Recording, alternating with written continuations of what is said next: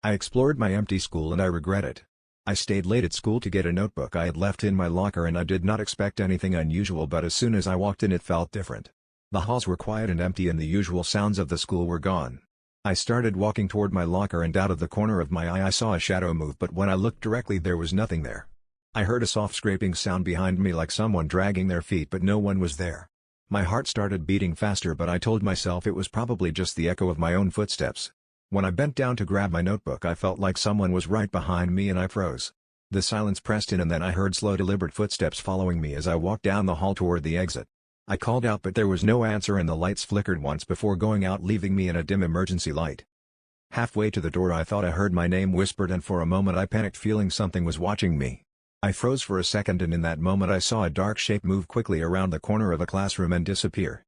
My heart dropped and I started running faster than I ever had, trying not to trip on the tiles as I reached the main door and stepped outside.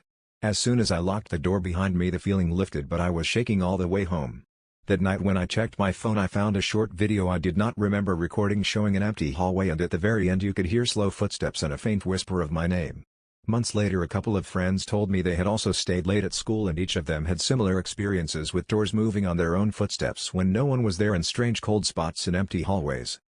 One friend even said she saw something move out of the corner of her eye, but when she turned there was nothing there. I never stayed late again, and now whenever I walk past the school at night I get a sinking feeling like something is still inside the empty halls watching, and I do not know what it is, but I regret ever going back to that school after hours and I will never make that mistake again.